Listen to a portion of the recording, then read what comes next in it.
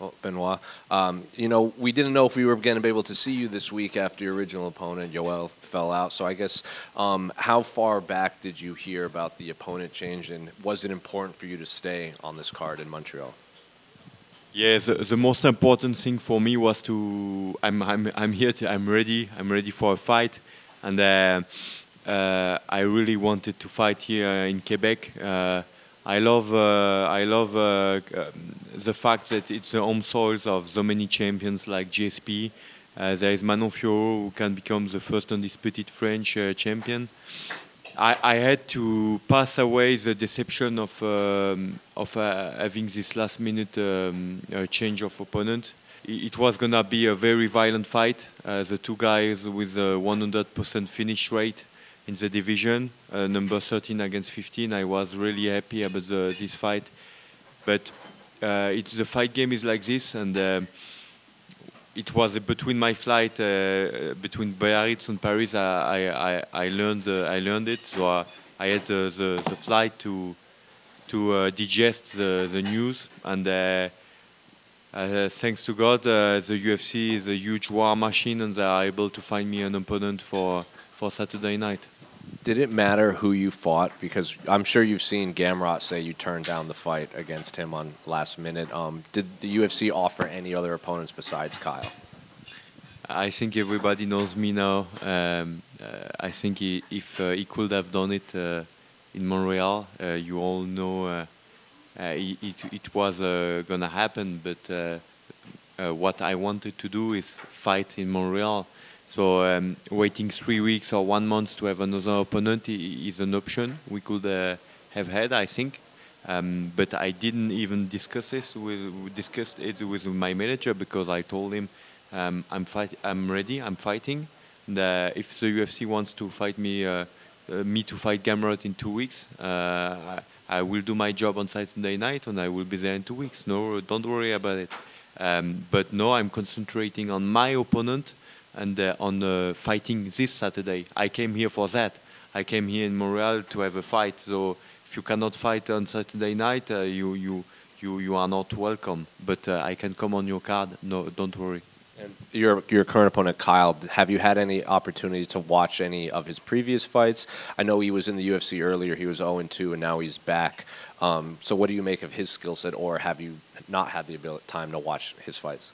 Yeah. We have watched his fight because that's something I didn't do before having a new head coach. Now I have a head coach. I'm only concentrate on fighting, and don't do the general work no more. So we watch the fight and we study our opponent.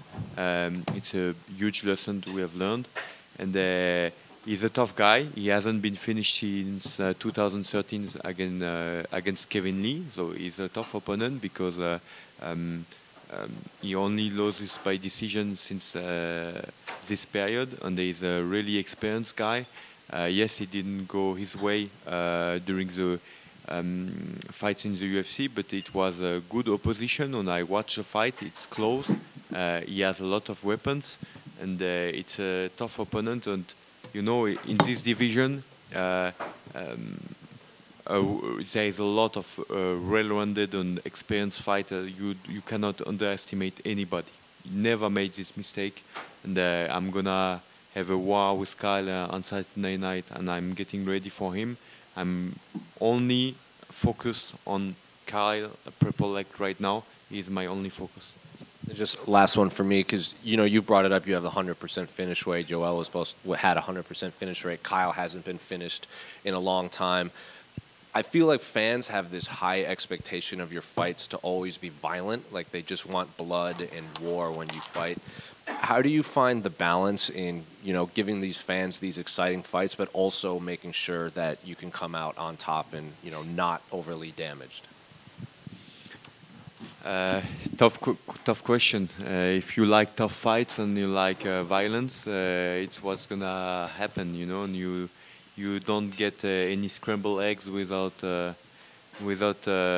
doing your homework. So it's part of the job and the journey as my type of fighter, and as what I want to produce inside the cage. simple question: how do you feel technically and personally today, with all the changements you've done? I feel a lot better because after the Dustin Poirier fight, it was hard for me to take lessons because it was in special conditions. But with the Moicano fight, I had no excuse, and I had to made a lot of changes, and I recognized a lot of weakness and a lot of stuff I can work on, and I'm happy I'm working on that direction, and I'm really happy to be back to my soldier job and to only concentrate on training and getting better, and having a general having my back on doing the questioning and mental part for me. And yeah, because I felt like in the Moicano fight, it was the first time in my life where in the first round I didn't know, it's not, I was prepared, but I didn't know which direction to take to win the fight. But in the second round I knew. But the problem is with somebody this experience, this level, you cannot come into a fight and have one round of discovery. You have to know him from the first seconds of the fight to the last. And this is a mistake I will never do again.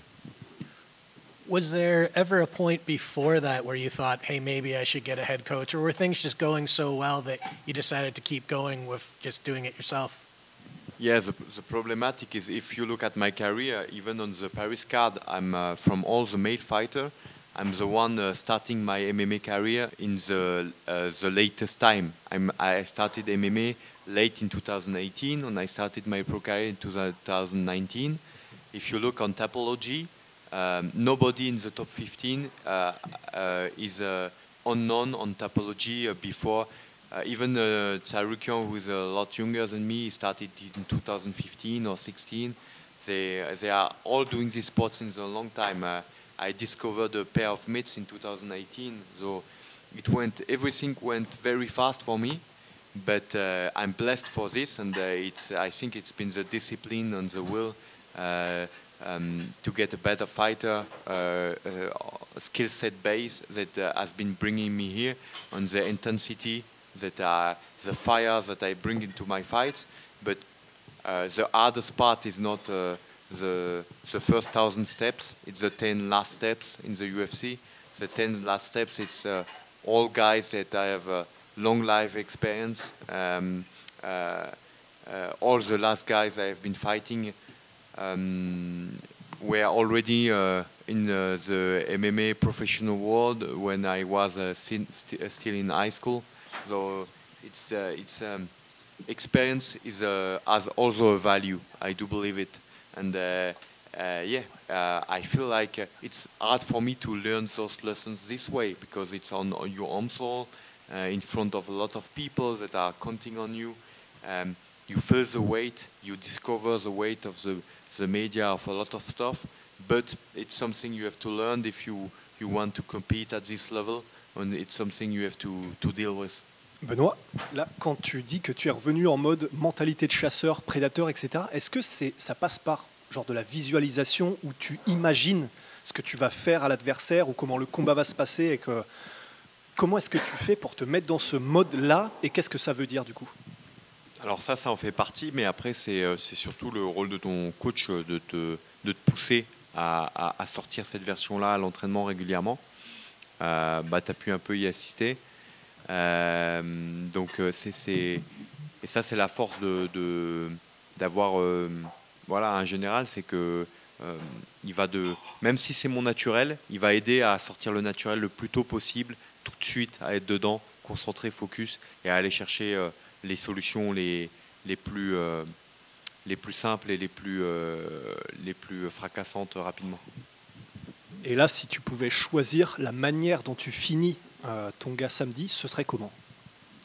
Comme je dis, j'aime pas donner des prédictions parce que je respecte trop ce sport qui est un sport qui déchaîne toutes les passions justement parce qu'il y a toujours une incertitude. Merci.